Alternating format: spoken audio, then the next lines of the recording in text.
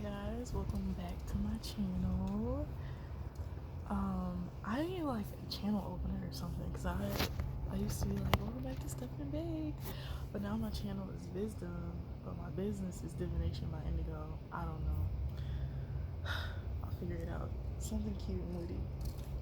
So there's this girl that messaged me on Facebook and was asking me like a series of questions, and I was like, wow, first of all, I didn't even know anybody would be interested in my opinion on anything, to be quite honest, and just the depth of like our conversation was just very, it was a breath of fresh air. So I wrote down some things that I wanted to just talk about briefly. She was asking me about spiritual awakening, spiritual enlightenment, and I think yesterday or the day before yesterday, I was like, in order to hear God, you have to quiet your ego. And an ego is a person's sense of self-esteem or self-importance. This made me think about my idea of what intuition is. My idea of what intuition is God speaking to you, is God talking to you. So it is my voice that I hear, but it's a message from God that He's able to communicate through me. And in order to listen to your intuition, you do have to subside your ego, because your ego, could want something so bad because, your mind has made up the idea that, this is going to work, this is going to last, blah, blah, blah, but you're really just full of yourself while God is telling you that, it's not going to work and this is actually not for you. But you can't let it go because you won't quiet your ego. So then she asked me about spiritual awakenings. So I just went and wrote down the definition of spiritual awakening. It is a subjective experience in which an individual,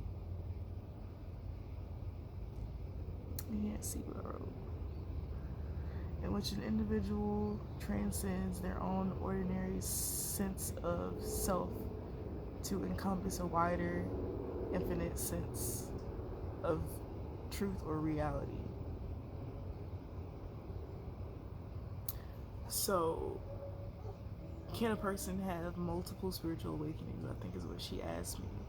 And I responded with yes, because, in the lifetime that we live, the idea is to continuously to grow and evolve.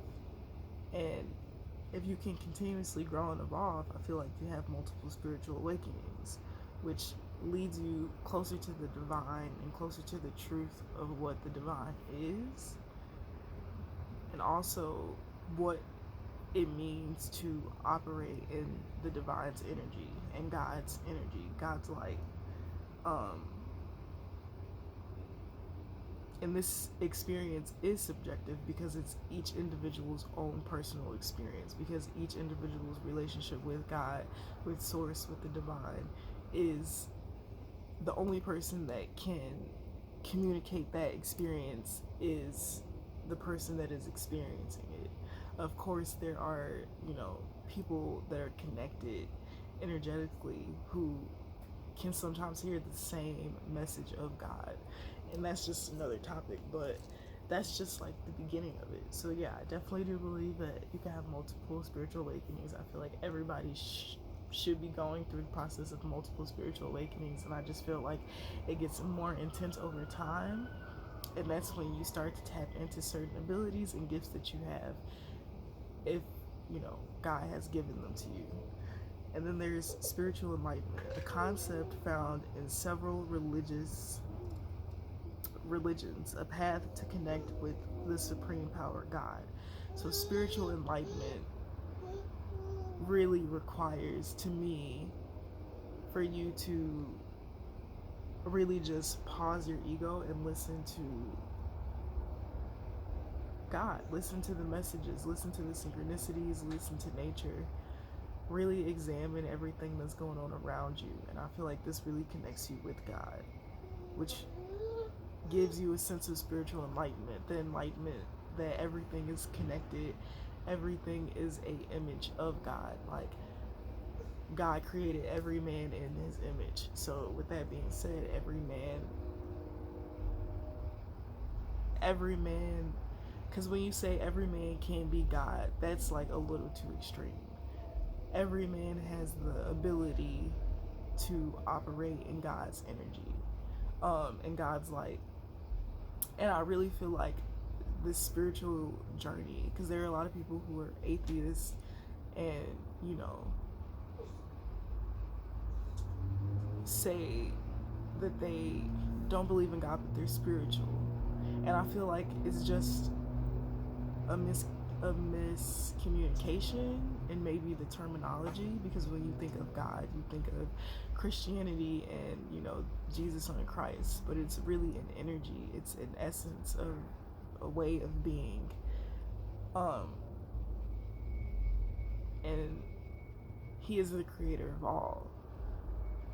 So when I think of that, I think of nature, I think of the sun, I think of all things that man cannot control.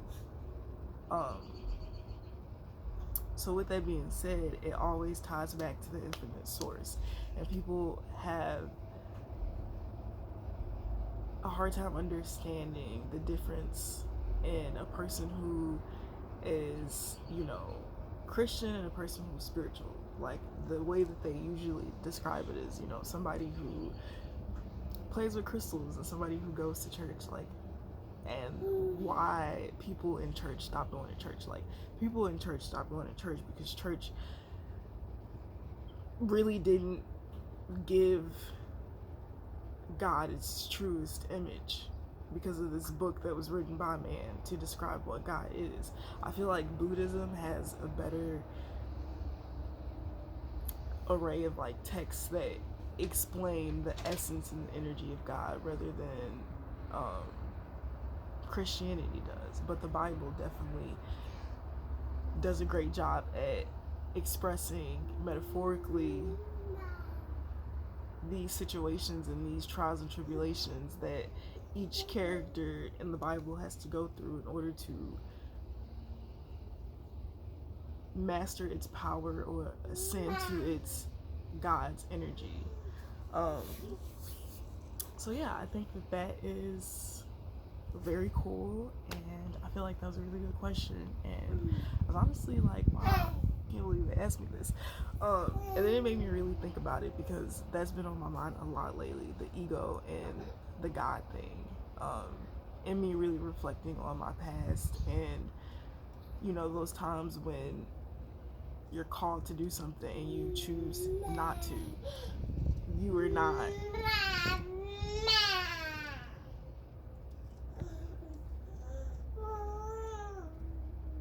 say hi. Say hi. Say hi, Steve. Mama. Mama.